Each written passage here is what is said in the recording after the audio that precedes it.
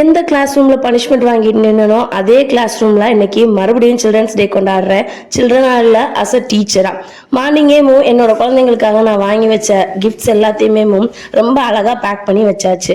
Teachers டேக்கு அவங்க கொடுக்கும்போது கவரா கட்டிட்டு வர்றோம் இல்லையா, அதுக்கு பதிலாக நம்மளால முடிஞ்ச அளவுக்கு கொஞ்சமாவது கொடுக்கலாம் அப்படின்ட்டு நான் ரொம்பவே ட்ரை பண்ணி என்னோட வீட்டில் பர்மிஷன் வாங்கி அவங்களுக்காக நிறையவே கிஃப்ட்ஸ் எல்லாம் அரேஞ்ச் பண்ணியிருந்தேன். மார்னிங்கே போர்டெல்லாம் சூப்பராக டெக்கரேட் பண்ணி எங்களோட பிரின்சிபல் சாரை கூப்பிட்டு குழந்தைங்களாம் அவங்களுக்கு ஸ்வீட் கொடுத்தாங்க. சாரு சில்ட்ரன்ஸ் டேன்றனால சில்ட்ரன்ஸ்க்கு ஸ்வீட் கொடுத்தாங்க. என்னோட கிளாஸ் பிள்ளைங்களுக்கு எல்லாமும் நானே பர்சனலா என்னோட கையில ஸ்வீட் கொடுத்தேன். அதுக்கப்புறமா அந்த செஷன் முடிஞ்சதுக்கு அப்புறம் ஒரு குழந்தைங்களுக்குமே செப்பரேட்டா விஷ் பண்ணி நான் கொண்டு போன கீ செயின்ஸை எல்லாருக்குமே அழகா பிரிச்சு கொடுத்தாச்சு. அதுலயும் முக்கியமா என்னோட கிளாஸ்ல ஒருத்தர் ஐயப்ப சாமிக்காக மாலை போட்டிருந்தாரு.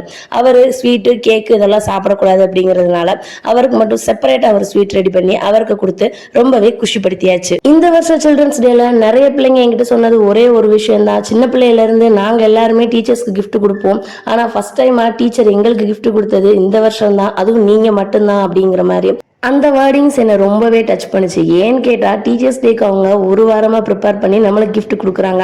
ஆனா சில்ட்ரன்ஸ் டேக்கு நம்ம ஒரு சாக்லேட் கொடுக்கறதுக்கு 1000 தடவை யோசிக்கிறோம். Happy children's day to all.